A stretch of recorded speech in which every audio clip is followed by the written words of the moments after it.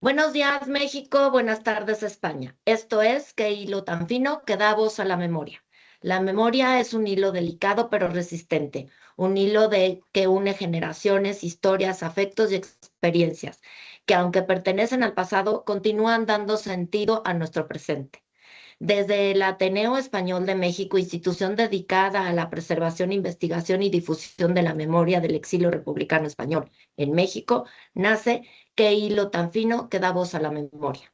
Un espacio de conversación, reflexión y encuentro a través de entrevistas, diálogos con especialistas, investigadores, escritores y protagonistas de la memoria, quienes compartirán sus reflexiones, conocimientos y experiencias relacionados con la guerra civil, la posguerra y el exilio español.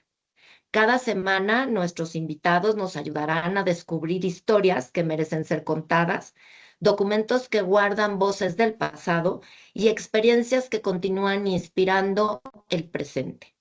Porque la memoria vive mientras alguien la escucha, la comparte y la transmite.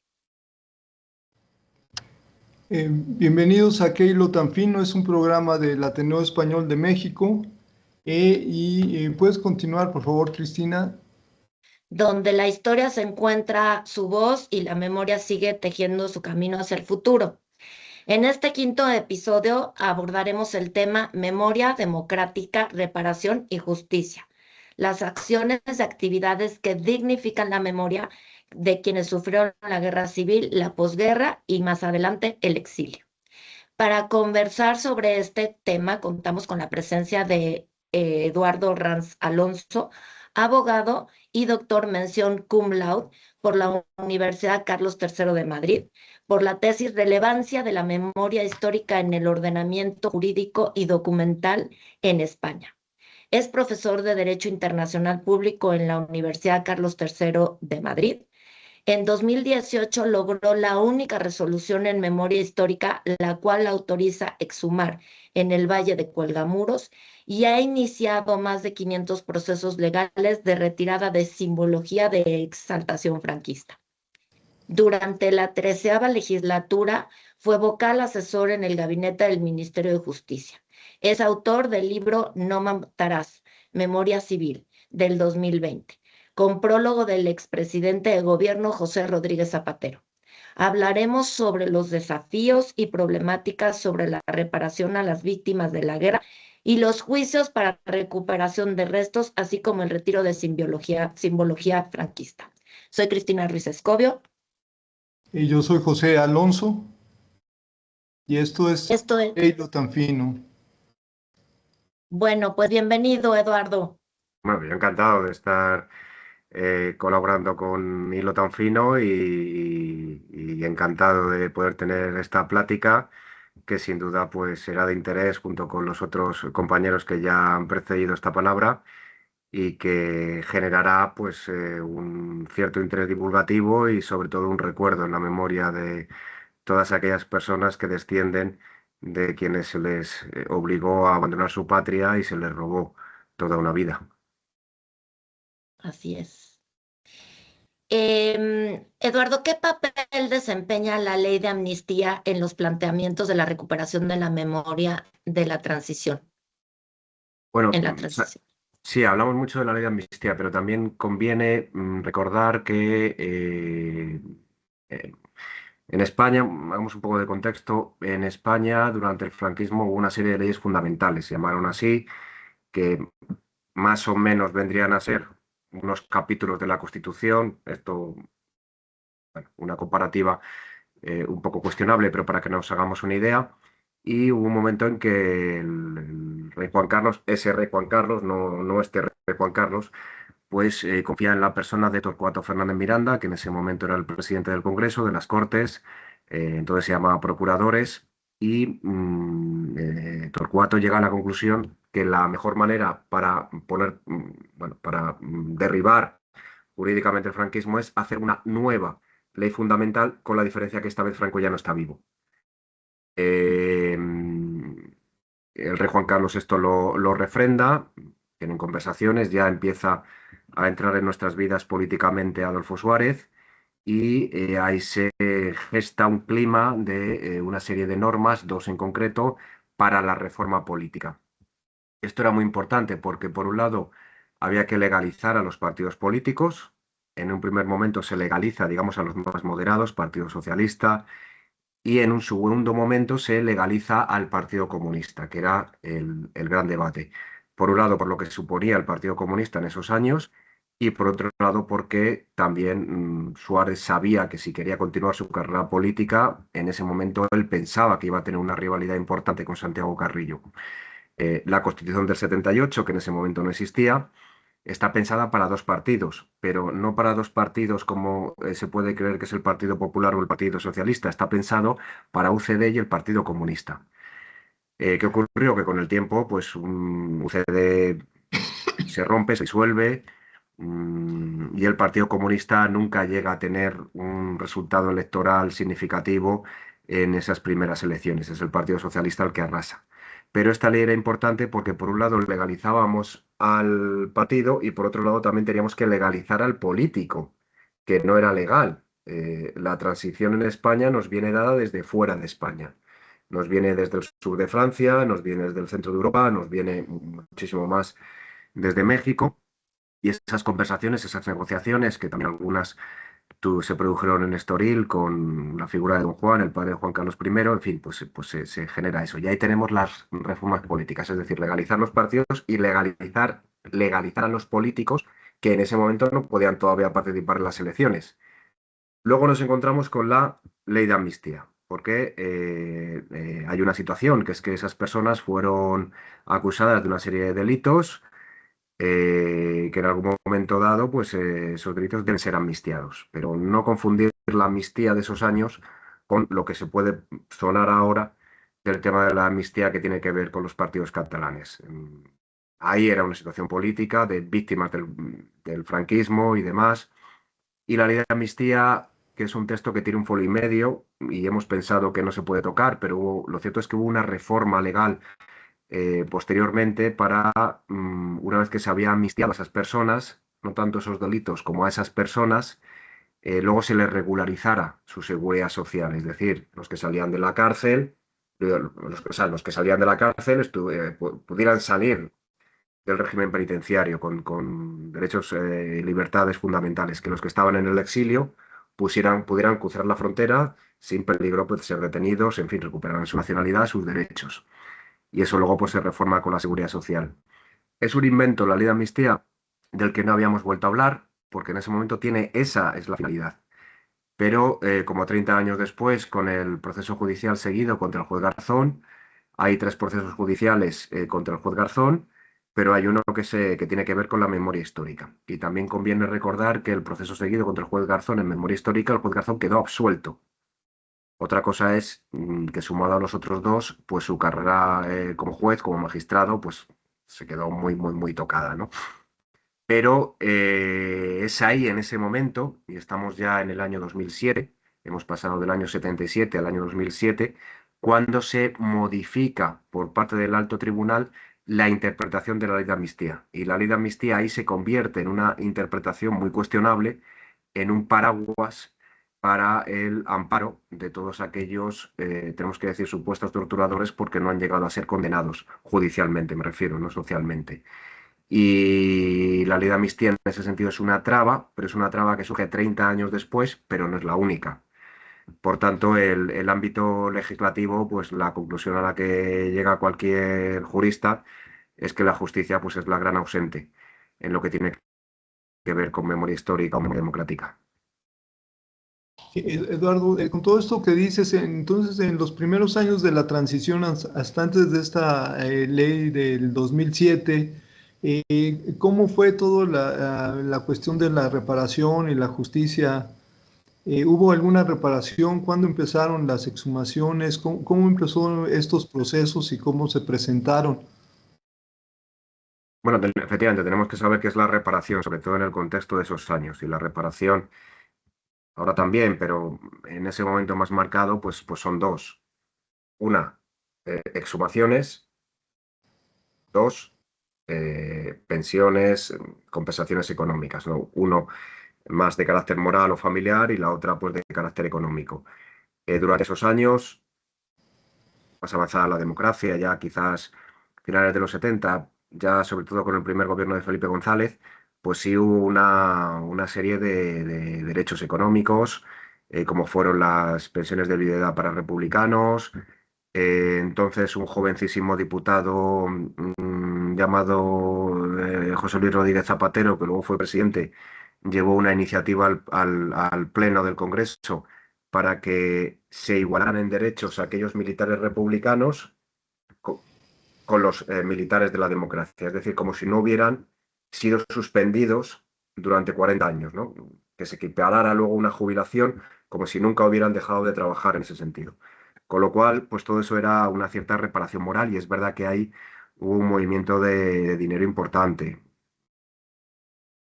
Tenemos Y, también el caso de algún presidente del gobierno que en su momento pues a su familia se le restauró el patrimonio. Tenemos partidos políticos y sindicatos que también se les devolvieron las sedes o se les otorgó un título de propiedad que hasta entonces estaba más basado en la costumbre. Y esto también era una forma de, digamos, que los partidos políticos pudieran desarrollar su actividad sin tener que preocuparse pues bueno, en fin, tener una serie de condiciones, sin preocuparse de alquileres y demás, ¿no? Esto es una manera de restaurar, pero también de consolidar en el ámbito político y sindical la situación española de los años, principalmente ya años 80. ¿Qué tenemos luego? Tenemos la Ley de Memoria Histórica del año 7, la Ley de Memoria Democrática del año 22, pero ahí nos encontramos que no hay una reparación en el sentido de aquellas familias que les incautaron los bienes. El término de incautación de bienes es la definición franquista, la realidad es que fueron robos, ¿no? En ese sentido no hay pese a que la ley de memoria democrática en octubre del 22 establece un año para publicar un catálogo de todos esos bienes, es decir, estaríamos en octubre del 23, ha pasado todo este tiempo y ese catálogo no existe. Y por publicar entendemos el Boletín Oficial del Estado, no cuestiones privadas o académicas. Y, por tanto, en el sentido de la reparación, pues en la reparación económica ese tema ha fallado. Ahora bien, en el tema de las exhumaciones, pues la ley, especialmente la del año 2022, asume el deber de búsqueda de los desaparecidos desde lo público. Y en ese sentido, pues sí es verdad que ha habido un avance en inyección de dinero a raíz en fin, pues con una idea de coordinación de las fosas. En los finales de los 70, incluso con el dictador vivo, ya se hicieron determinadas exhumaciones, pero claro, se hicieron al margen de una ley, no es que fueran ilegales, es que nada lo prohibía y tampoco se pueden comparar. Por un lado sí teníamos la información más fresca, lo cual ayudaba, pero por otro lado, claro, los medios técnicos de los años 70 no se pueden comparar con las hipótesis de trabajo, con los medios científicos del siglo XXI, ¿no? Y en ese sentido, pues una parte ha avanzado, otra parte está estancada y la lástima es que ya mucha gente está perdiendo su vida sin recuperar a sus olvidados. Em, ¿Qué problemas enfrentó en su momento? Porque yo me imagino que debe de haber en ese momento una resistencia, la ley de memoria histórica del 2007. O sea, ¿qué resistencia enfrentó y qué suertes fue toreando? Bueno, yo no, una vez que se obtuvo la mayoría parlamentaria, con cierta juego político, con un articulado moderado, en un momento adecuado, porque no era tan fácil hacer esto en los años 70 o principios de los 80, donde había un riesgo de involución militar importante, pues en ese sentido yo creo que la ley de memoria histórica trajo muchísimo bien sobre todo en el acceso a archivos y en materia de exhumación. Luego son los parlamentos autonómicos la que la mejoran con el uso y luego ya cuando llega la del año 22, pues prácticamente está inspirada en las leyes autonómicas que están funcionando. ¿Qué cuestión negativa ha podido traer? Pues es que es muy cuestionable porque es una ley que otorga derechos como todas las leyes humanitarias.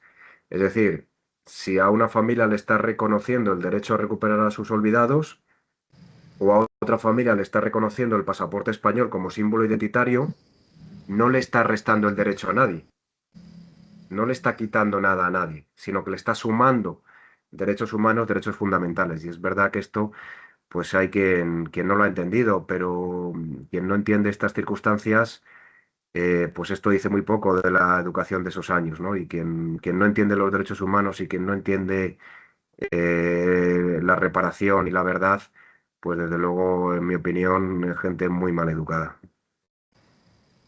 Pues sí, oye, bueno, con respecto a esto también de lo que hablabas, había también un apoyo para los niños de la guerra, ¿no? Que eso no sé cómo se empezó a implementar, porque también dentro de estas ayudas que hablas se daban pensiones a los niños de la guerra. Eso fue como parte de un reconocimiento a todo lo que pasó, o cómo se entienden esas cuestiones, porque bueno se habla poco en las cuestiones educativas de lo que fue la guerra, la Segunda República y sobre todo de la dictadura, ¿no? Entonces, ¿cómo se plantearon esas cuestiones? Los niños de la guerra, pero nos estamos refiriendo a los niños de Morelia o a los niños de Rusia. No, bueno, es que aquí les daban, llegaban a México pensiones, les entregaban una cantidad por haber sufrido la guerra en su niñez, no precisamente los niños de Morelia. No sé si de eso, Era, Con Rodríguez Zapatero, mm, no sé cómo salió eso, no lo entiendo, pero con Rodríguez Zapatero, por ejemplo, los exiliados en México, que la mayoría eran ya niños, los que quedaban vivos en ese entonces, se les dio una pensión que se llamaba la pensión de niños de guerra. Entonces eran los niños que por la guerra se tuvieron que exiliar y bueno, les daban esta pensión, pero no entiendo muy bien si está dentro de, o no entendemos muy bien si está dentro de la ley o es un decreto o cómo lo manejaron en España para poder dar estas pensiones, así como daban pensiones, por ejemplo, a los que en su momento habían sido militares durante la o, Segunda República o maestros también. o maestros. correcto, por ahí era importante obtener la nacionalidad española después de tanto tiempo, porque estas ayudas, estas pensiones requerían un pasaporte, hasta donde yo sé, un pasaporte español. Por tanto, había que agilizar en ese sentido, a través de los consulados, los procedimientos de nacionalidad, que es lo primero que establece la ley, de la ley del 7, que es brigadistas internacionales, que esto no afecta tanto a México, pero sí más a determinados lugares de Europa. Por otro lado, hubo un problema, que esto sí lo refleja la ley del 22, no la del 7, que era de aquellas mujeres que perdieron el apellido como consecuencia del matrimonio, pero tiene más que ver con las legislaciones de los países donde residían que con la situación española. Y en tercer lugar, la nacionalidad para hijos y nietos, que luego la del 2022 otorga la nacionalidad a los hijos y nietos de los que la obtuvieron a partir del año 2007, y entre medias acreditando si había saltos de fallecimiento. Y en ese sentido era importante tener este pasaporte español, porque luego efectivamente había ayuda. Era una ayuda que, más que en el caso de determinadas familias, no era necesario, sí lo fue en su momento, pero quizás no era tan necesario, pero sí representaba un reconocimiento de justicia. Sí, una indemnización o una pensión o unas circunstancias que tenían que ver con la seguridad social española, pues significaba que se les otorgaba este reconocimiento y que este reconocimiento tenía un valor. Por tanto, pero que esto es donde puede surgir el debate, los descendientes españoles tenían que solicitarlo. Tenían que solicitar primero el pasaporte y luego, una vez que se otorgaba el pasaporte, eran muy pocos los casos de oficio que se reconocía por parte del gobierno español. Otra cosa es que se dieran facilidades. Y es aquí donde puede surgir un debate. Si yo tengo que solicitar la nacionalidad española para que me otorguen derechos, porque yo no hice nada para que me la quitaran, sino que me impusieron robármela, o si por otro lado me siento orgulloso de tener un artículo que me ampare legalmente a la hora de pedir una cita en un consulado, reunir la documentación, etcétera, etcétera, para obtener el pasaporte español. Yo he vivido más en Francia este tipo de debates de familias que comiendo, qué tal, entre hermanos que hablan de estas circunstancias. Yo no tengo una respuesta, pero sí que por primera vez, y esto hemos tenido que esperar al año 2007, Por primera vez ha sido en el año 2007 cuando hemos tenido un cuerpo legal que daba este reconocimiento jurídico y económico. Ahora habría que ver las cifras porque no todo el mundo recibió esa ayuda, pero sí por primera vez pues era sentir que todos esos descendientes pues es que eran descendientes. Y claro.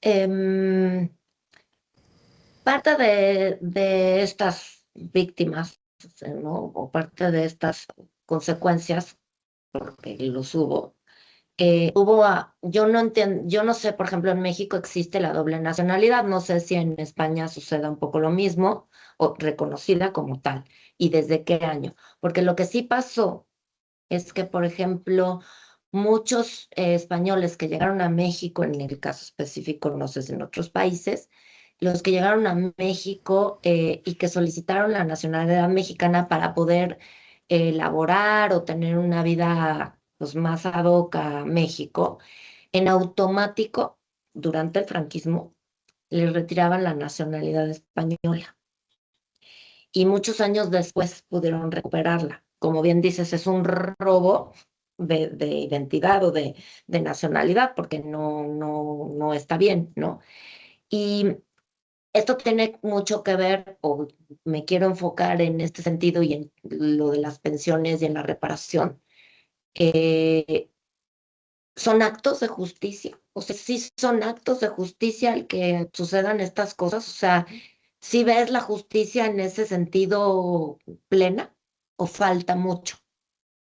Yo creo que hay una gran injusticia en el sentido de no reconocer la realidad, que es que efectivamente el franquismo eliminaba a los republicanos de dos vías, o eliminando o suprimiendo la nacionalidad o a través del tiro de gracia, del fusilamiento y el procedimiento de ley de fugas. Con lo cual eran las dos formas. Ahora nos encontramos con que el gobierno del presidente del general Cárdenas pues en el momento que estábamos hablando de lo que ahora son refugio y asilo, pues había una cierta agilidad a la hora de convertir a esos soldados republicanos o a esos exiliados españoles nacionales de México. Y claro, ellos perdían la nacionalidad española, pero no por una manera automática, sino porque de salida ya se la habían eliminado. Otra cosa es que yendo a México tenían una nueva nacionalidad, evitando una situación de apátrida que ahora mismo internacionalmente es una barbaridad, es un disparate, no es planteable la situación de apátrida, pero en ese momento sí, pero por el lugar de salida, no por el lugar de entrada. Y México puso una solución internacional en ese sentido. Creo que hay una deuda importante desde España que no está suficientemente contada y yo defiendo que el morado les pertenece a ustedes y son ustedes los que han mantenido viva no todo ese recuerdo, además de ese recuerdo, esa legalidad. México es el único país del mundo que no reconoció nunca al gobierno franquista. México es el único país del mundo que mantuvo la bandera republicana como símbolo identitario de España, no solo familiarmente, sino legalmente. Y en ese sentido, pues cualquier tipo de vulneración de lo que aquello supuso, pues además de ser impresentable, roza la ilegalidad.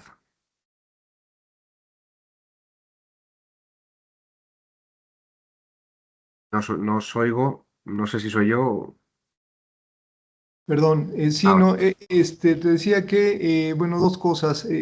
Con esto que dices del gobierno republicano en el exilio, aquí en el 45 se restableció, se juntaron las cortes, se dio en el lugar de cabildos en el Palacio de Gobierno de la Ciudad de México, se le dio el estatus de extraterritorialidad y pudieron sesionar las cortes que fueron electas en España en el 36 y conforme a la Constitución del 31 restablecieron el gobierno y ese gobierno nunca se le consideró dentro de las leyes de memoria, nunca ha sido reconocido en España. ¿Qué pasa con ese gobierno? Y es nunca curioso, hubo un reconocimiento ni nada, porque bueno, en la transición no se le incluyó nunca ni se le al gobierno de la República en el exilio, ¿no? curioso porque hubo un gobierno en la República en el exilio, y en este sentido yo he tenido el honor de tener un familiar, Miguel Ranz, que participó, además de ser miembro del Ateneo, que participó, colaboró con el gobierno republicano en el exilio en México. Un momento que llegó a haber dos gobiernos en el exilio, México y Europa, pero lo curioso es que pese a ser un reconocimiento desde el exilio de aquellos que formaban parte, no se ha reconocido legalmente a ese gobierno en democracia, es decir, no hemos hablado de dos situaciones, una de hecho y otra de derecho, como sí ocurrió durante la Guerra de España entre los años, principalmente el año 37 y el año 38, que había dos gobiernos, o en el momento en que Manuel Azaña parte al exilio y es la última vez que la Guardia Republicana le hace los honores, se cuadra ante él y se lleva en la bandera y es con la que finalmente muere en Montauban. Ahí hay una legalidad en el momento que se hace eso, pero lo curioso es que eh, esa situación no se da en el exilio, pero lo que sí que se reconoce es, que esto es lo contradictorio, cuando el gobierno republicano en el exilio, ya en vista de la democracia, porque hay una evolución importante en el exilio, al principio se trata de recuperar la república, después hay una evolución que trata de instaurar la democracia a partir de una constitución. Lo curioso es que cuando se da, a mi entender, esa evolución democrática, sí se reconoce la disolución de ese gobierno. O sea, no se reconoce la existencia de ese gobierno, pero sí se reconoce que ese gobierno se autodisuelve para, digamos, ponerlo fácil de cara, pues eso, la ley de la reforma política, las negociaciones de la Constitución del 78, etcétera, etcétera.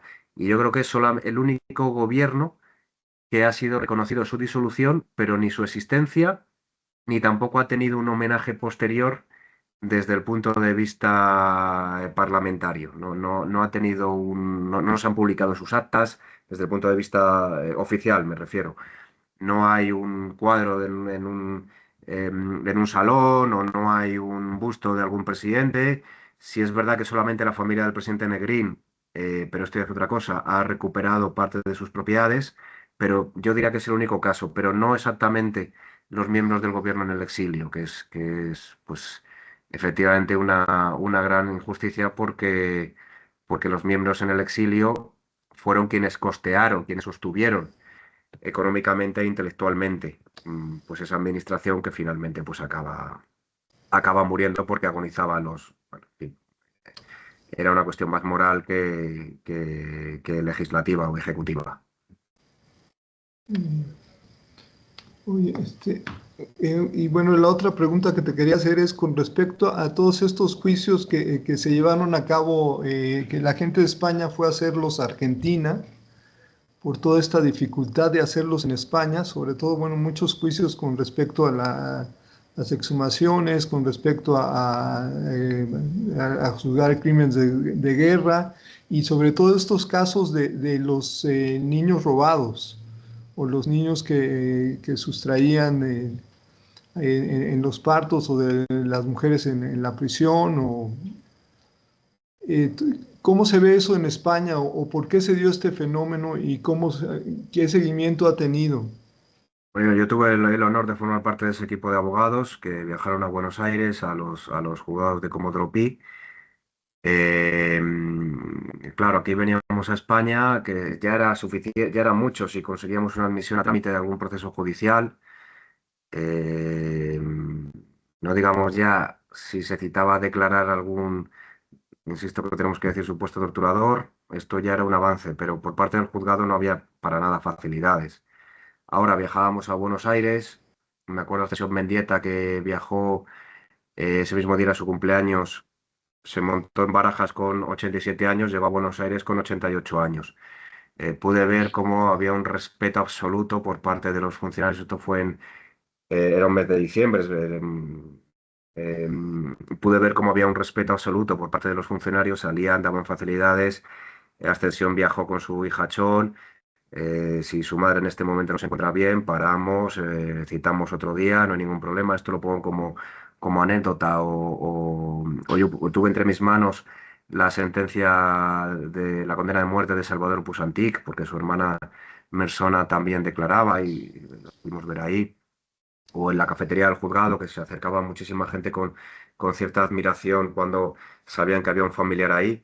Lo que pasa, claro, que ellos en vez de querella argentina lo llamaban genocidio gallego, pero el respeto era máximo y la jueza Servini en ese sentido dictó varios exhortos. Exhortos eran, llegó a dictar órdenes internacionales. Ujú. Pero claro, estas resoluciones internacionales, en el momento que entraban en España, o bien los paralizaba el Consejo de Ministros de entonces, que presidía Mariano Rajoy, o el del Partido Popular, derecha, o era la propia Audiencia Nacional las que, a través de las normas de reparto, esto terminaba eso, en admisión, archivo, prescripción, ley de amnistía, en fin, 8 o 10.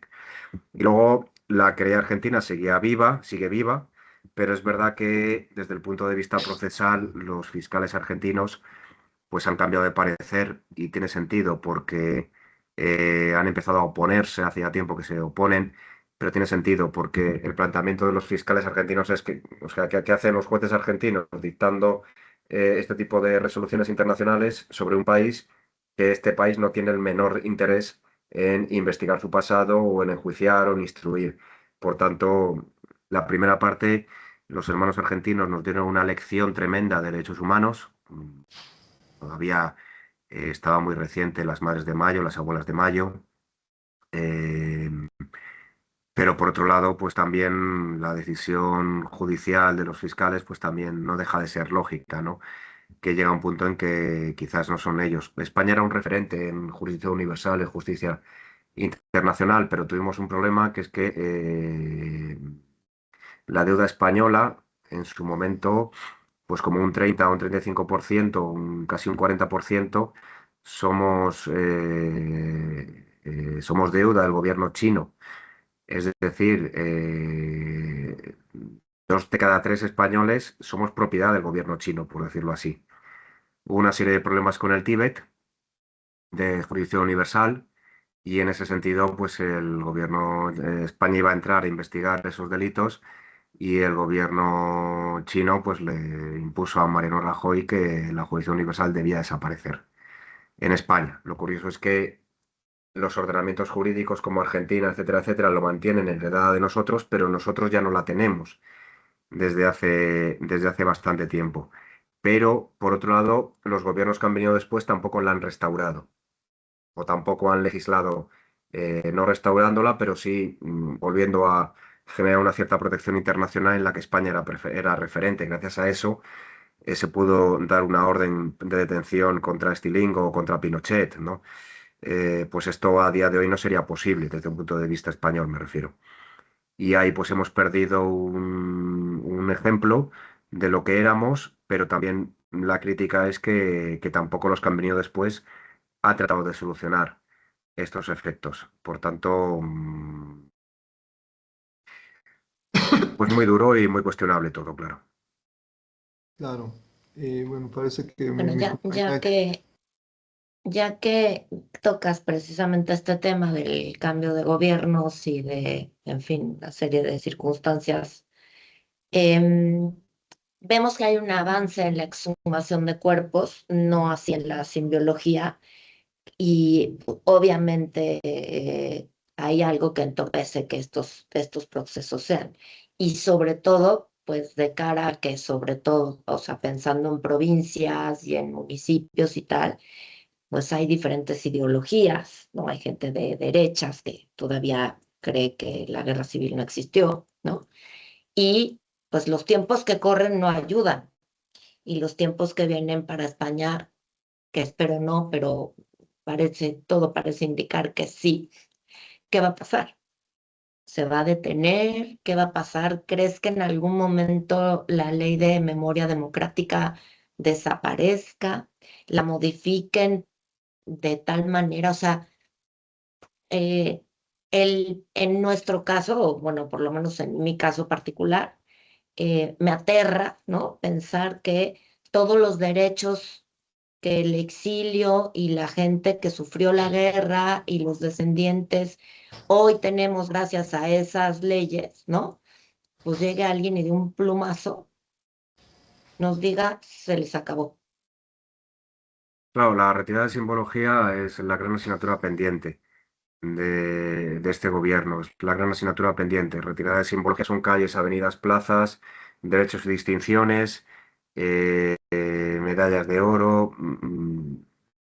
Recuerdo uno de los procesos que llevé de estos 500 que habéis comentado, la respuesta de un alcalde, el alcalde de Turégano, en provincia de Segovia, bueno, además de llamarme de todo, me decía que era el Plaza José Antonio, que se llamaba Plaza José Antonio, bueno, que ya era un sectario y tal, y que era Plaza José Antonio, pero que como se podía haber llamado Francisco Franco. Es decir, que ese José Antonio no tenía nada que ver con Primo de Rivera. Por supuesto, me fui al juzgado y rápidamente me llamó una abogada del Estado para que no continuáramos con este proceso y le dije que efectivamente en el momento que se cumpla la ley, es la única manera de llegar a un acuerdo, es cumplir la ley, no hay ningún problema en que formalicemos un acuerdo. Ya no existe esta plaza. Pero pongo este ejemplo como un mandatario público, un alcalde con dinero de los presupuestos públicos que representa a su pueblo, pues cree que todavía puede dar ese tipo de respuestas. Y de haber continuado el pleito y de haber continuado todo eso, pues posiblemente lo habría perdido, pues todo eso lo habría costeado los ciudadanos del municipio por la, vamos a decir, opinión basada en las tripas de un señor que no se da cuenta que representa a un pueblo. Pero simbología también, además de eliminar lo que hay, que ya digo, está en una asignatura de los gobiernos de España, también es un reconocimiento. Tenemos, sin ser lo mismo, pero tenemos la fecha homenaje de la masacre de 1968, en donde algunos de esos estudiantes eran hijos de exiliados, o exiliados cuando fueron a México eran muy pequeños. Tenían ya 30 años o tenían 25 años, o tenían 20 años, eran hijos de estos exiliados. Y podemos decir que esta fecha es fiesta nacional en México. Tardó, pero es fiesta nacional en México a través del Senado. Hay un monumento, hay una serie de frases que recuerdan lo que pasó ese día. En el caso de España no tenemos una fecha significativa que sea fiesta nacional, que recuerde a las víctimas del franquismo. No estoy hablando del 14 de abril, estoy hablando todo lo contrario, todo lo que vino después, todo lo que se perdió después. Y en ese sentido, y ya respondo a la pregunta, nosotros no podemos hacer que una ley no se mueva. Lo que sí que podemos es desmentir que con un cambio de Consejo de Ministros, un Consejo de Ministros pueda derogar leyes. Un presidente de gobierno y un consejo de ministros no puede derogar leyes, todo lo contrario, lo que puede es determinar decretos de urgencia, pero no puede derogar leyes, que esto se ha dicho. Los que derogan leyes es el Parlamento, porque si no sería una injerencia, es decir, sería una situación próxima a una dictadura. Otra cosa es que con un cambio de gobierno se obtenga la mayoría parlamentaria necesaria para, a través del Congreso y Senado, modificar o derogar la ley de memoria democrática. Esto es un riesgo que pueda ocurrir, pero tiene que ver con las fuerzas democráticas. Pero en este sentido es muy importante porque los expedientes que arrancan no se pueden paralizar, aunque haya una modificación de la ley. Pero es muy importante introducir ya solicitudes, expedientes, etcétera, etcétera, tanto de exhumación como cuestiones que tienen que ver con la nacionalidad, con la recuperación del pasaporte español, que en ese sentido, si los expedientes ya están vivos, no se paralizan. Otra cosa es que puedan ir más despacito, pero ya no se pueden paralizar, porque, en fin, Tribunal Constitucional, bueno. Y luego también están las leyes autonómicas. Vamos, yo quiero pensar que no todos los parlamentos van a ser iguales y en ese sentido puede haber todavía un camino autonómico que nos conecte con nuestros olvidados en la fosa y algún día pues recuperemos a todos nuestros olvidados. Muy bien, a esto también refiere lo que es la ley de concordia que se ha propuesto en algunos lugares de provincia con algunos gobiernos del PP y de Vox.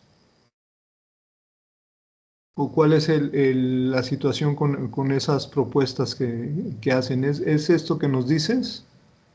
Bueno, esto de Concordia, para empezar, lo de la Concordia, que es verdad que Suárez lo utilizaba en sus discursos, pero Suárez nunca imaginó que iba a haber en fin, que esto iba a ser un habitáculo de la extrema derecha jugando con el lenguaje. Si utilizamos en el sentido jurídico lo que significa concordia, concordia es cuando hay un acuerdo, digamos, cuando hay un acuerdo, es decir, cuando hay dos partes. Aquí de lo que estamos hablando es que una se impone sobre la otra. Es decir, el propio concepto de concordia es contradictorio en sí mismo. Otra cosa es lo que, además de eso, el contenido que eso traiga. Una cosa es eliminar una ley y otra cosa es suprimir derechos. Y esto ya es susceptible de ir al Tribunal Constitucional Español. Si estamos hablando de suprimir derechos, cuidado. Si estamos hablando de dejar sin efecto expedientes que ya han arrancado, pues también cuidado, porque hay una serie, la Constitución genera seguridad jurídica, la irretroactividad de las normas, bueno, y en ese sentido ya ha habido algún que otro revés frente a estas normas que se definen por sus políticos como de concordia, porque es que además son jurídicamente una auténtica barbaridad, por no decir una aberración, y esperemos que algún día pues esta gente cambie de abogados, porque como siga así, vamos a tener paralizado un país en materia de memoria, con el problema, y esto sí que lo están consiguiendo, es que desde nuestro punto de vista, pues tiempo es lo que nosotros no tenemos. Claro. Y Sí, bueno, es que hablando lo que dices, tiempo no tenemos, obviamente en la medida en la que pasa el tiempo, el exilio, la idea del exilio a pasarlo a generaciones o en el caso de los españoles, la historia, ¿no? Pasarla de generación en generación, pues llega un momento que se va a ver muy lejana, ¿no? Y eso va a entorpecer todos estos juicios, todas estas recuperaciones. Y yo creo que lo que sí puede pasar es que estos gobiernos, ¿no? De derechas pueden aportar, como lo están haciendo, al olvido, ¿no? Pueden inyectar ideas o manipulaciones para que venga el olvido, como lo hicieron durante el franquismo, que fue metamos debajo del tapete la basura, ¿no? Y sigamos adelante. Entonces, en este sentido, pues viene otra vez el temor de ¿se hará justicia plena algún día en España No, para todos? yo lamentablemente no creo en la justicia, justicia en el sentido judicial, restaurativa o reparativa, desde el punto de vista procesal, normas, leyes. No creo que eso se vaya a producir en España. No se ha producido, más solamente hay una sentencia, que es la de los hermanos La Peña, que autoriza o ordena exhumar, y esta sentencia han pasado 10 años, 2 con el Partido Popular, 8 con el Partido Socialista, y todavía no se ha cumplido. Y lamentablemente yo soy muy pesimista. Sí creo que el tema de las exhumaciones en las fosas es un camino imparable, ya es imparable, pero el resto de las cuestiones creo que no lo vamos a ver. No hay unidad de acto. Con el tema de las víctimas del nazismo, el primer parlamento alemán ya tenía leyes democráticas a los 2 años, ya había un acceso a archivos. Los juicios de Nuremberg fueron de carácter internacional. Estados Unidos, Londres, en fin, participaron. En ese sentido, en España esto no existe. Puede haber comisiones de la verdad, pero ya no son órganos judiciales. Puede haber un movimiento importante de niños robados o efectivamente de sustracción de menores, eh, pero no va a haber una condena, nadie va a entrar en la cárcel por lo ocurrido, o nadie va a ser ni siquiera sancionado económicamente por lo ocurrido. Y eso es lo que dentro de un Estado de Derecho, en una democracia, eh, es impresentable, que hayamos perdido esa unidad de acto que sí hubo en Chile, que sí hubo en Argentina, pero en España no la ha habido y no la va a haber. No creo que la vaya a haber.